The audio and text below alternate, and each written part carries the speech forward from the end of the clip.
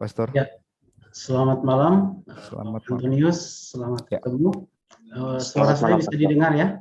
Ya. Bisa, Pastor. Ya. Dan semua peserta yang tentu saya tidak bisa sebut satu persatu, senang sekali bisa diundang dalam acara ini untuk memberikan sedikit cerita tentang pembaharuan liturgi Konsili Vatikan kedua secara khusus berkaitan dengan perayaan Misa. Jujur bahwa ini tentu bukan tema yang gampang. Seiring juga dengan tema Misa itu dalam kaitan dengan sekarang itu ada begitu banyak kontroversi, pro dan kontra, menunjukkan bahwa tema ini sebenarnya tidak mudah untuk dibahas. Tapi di lain pihak tadi sudah disebut Ekaristi menjadi sumber dan puncak, ini menjadi katakanlah pilar kita sebagai orang Katolik. Gereja itu ada karena Ekaristi. Ketika Ekaristi itu hancur, pilar itu hancur, maka gereja pun akan hancur. Nah, di dalam webinar ini saya cukup menyiapkan bahan yang banyak. Tentu saya tidak akan mempresentasikan semua, saya akan lihat waktu. Saya kemas dalam bentuk cerita sebenarnya. Cerita ya tentu cerita dengan data-data sejarah. Kalau lihat memang slide-nya agak pusing kepala kalau lihat, tapi saya akan coba untuk sampaikan secara sederhana. Saya izin untuk share screen. Nanti kalau misalnya ada gangguan teknis, tolong disampaikan ya, supaya saya bisa mengontrol ini. Misalnya suara tidak kedengaran atau misalnya screen tidak bisa dilihat, tolong disampaikan. Ya Bapak Ibu, siapapun yang hadir, saya akan share screen. Oke. Saya mesti mengatur dulu sebentar posisinya. Ya. Saya memberi judul sebenarnya pembaharuan liturgi Ekaristi Konsili Vatikan kedua. Tentu ini satu tema yang sangat luas, tetapi lebih luas daripada, lebih sempit lah kalau kita hanya berbicara tentang pembaharuan liturgi. Nah, kita tahu di dalam konstitusi liturgi Sacrosanctum Concilium yang dihasilkan oleh Konsili Vatikan kedua, pembaharuan liturgi itu menyangkut banyak hal, bukan hanya berkaitan dengan misa, tetapi juga misalnya pembaharuan tata perayaan inisiasi, pembaharuan brevir atau doa harian, juga bentuk-bentuk pembaharuan lain. Tetapi tentu pembaharuan yang paling penting adalah pembaharuan tata perayaan Ekaristi atau Ordo Missae.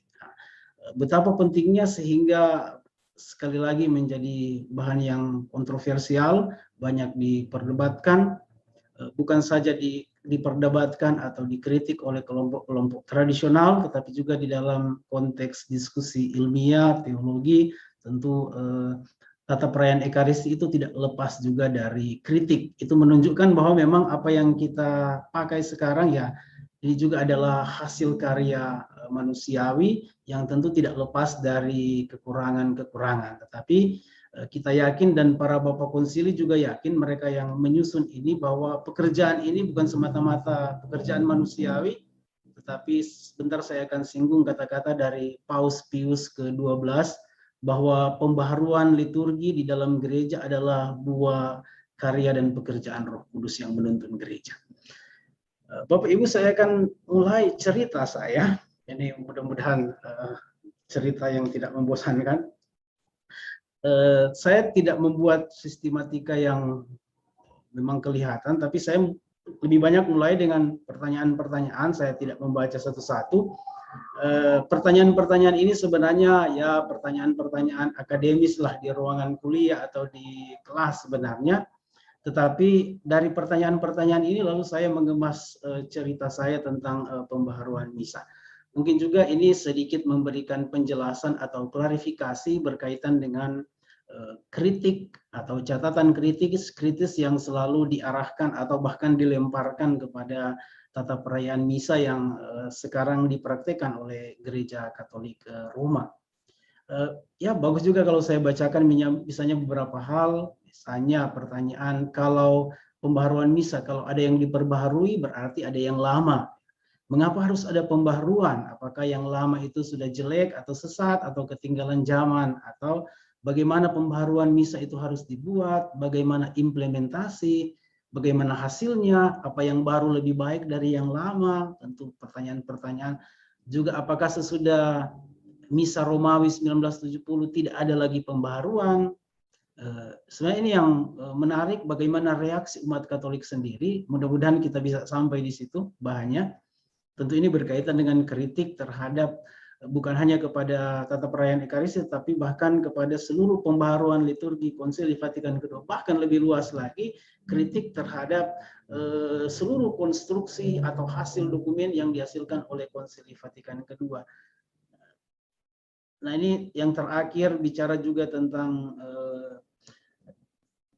tradisionis kustodis. Nanti kita lihat apakah kita bisa sampai di situ atau tidak. Kalau tidak, nanti bisa dikemas di dalam pertanyaan. Saya tentu mulai dengan mulai narasi ini dengan sebuah pertanyaan, pembaharuan perayaan misa. Kalau ada yang diperbaharui, itu berarti ada yang lama. Nah, sekarang pertanyaan, yang lama yang seperti apa? Nah, yang lama itulah yang biasa kita sebut misa tridentinum. Kalau Bapak Ibu sudah sering, atau mungkin ada di antara kita yang sudah sering mengikuti misa ini, atau sekurang-kurangnya kita bisa lihat di gambar atau di YouTube. Saya sendiri waktu masih kuliah, saya sangat sering ikut misa tridentinum ini, misa tradisional. Ini sebenarnya misa yang lama. Dalam arti dari misa inilah lalu kemudian ada pembaharuan misa yang baru.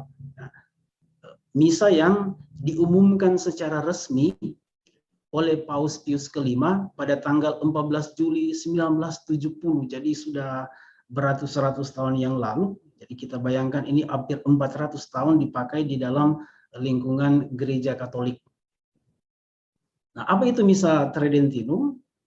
Nah, ini tentu kalau kita bicara tentang misa tridentinum, ini berkaitan dengan pembaharuan liturgi yang dibuat oleh Konsili Trente. Nah, mungkin selama ini kita banyak kenal Konsili Vatikan II, tapi ada satu konsili yang sangat penting. Konsili itu pertemuan para uskup untuk membahas satu masalah. Satu konsili yang dibuat di satu kota di Italia, Trento, makanya disebut Konsili Trento, 1545 sampai 1563. Dan Konsili Trento sebenarnya sudah menggagas atau mulai berbicara tentang pembaharuan liturgi. Tentu situasinya berbeda dengan sekarang. Kenapa ada pembaharuan liturgi? Ada begitu banyak penyalahgunaan liturgi atau liturgi yang kadang-kadang dicampur dengan tahayul. Karena itu Konsili Trento merasa bahwa perlu ada pembaharuan atau memurnikan atau membersihkan liturgi dari tahayul-tahayul atau devosi-devosi yang berlebihan. Tapi yang penting juga nanti kita akan singgung adalah konsili ini memberikan reaksi kepada Luther, kritik Luther terhadap gereja.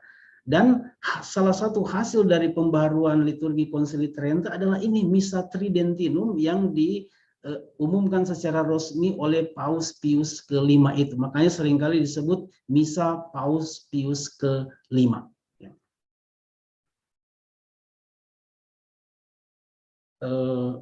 Yang khas di dalam misa ini tentu dari kacamata kita sekarang, ya. Dari kacamata kita sekarang, bahwa di dalam misa ini umat hampir tidak memainkan peranan yang penting. Doa-doa liturgi, ada begitu banyak doa, dan doa-doa itu kebanyakan berfungsi untuk kesalehan pribadi imam. Karena itu kita mengenal ada yang disebut dengan doa-doa sekreta, atau doa-doa yang diucapkan oleh imam secara pribadi. Dan misa Romawi 1570 ini, yang misa tridentinum ini, itu menghantar kepada penyeragaman liturgi di dalam gereja Katolik Roma. Dan ini memang tujuannya bahwa Konsili Trento mengharapkan ada keseragaman, karena ini soal identitas gereja yang pada waktu itu dirongrong oleh Protestantisme atau oleh Luther. Identitas gereja yang goyah, karena itu konsili sebagai reaksi kepada Protestantisme menginginkan perumusan ajaran-ajaran yang pasti.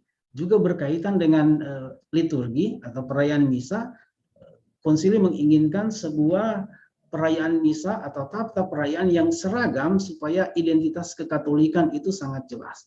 Dan sejak Konsili Trento inilah lalu kita bicara tentang misa Romawi, jadi semua yang berkaitan dengan Romawi, jadi soal keseragaman. Dan edisi terakhir dari buku misa ini adalah dibuat oleh Paus Yohanes ke-23 pada tahun 1962.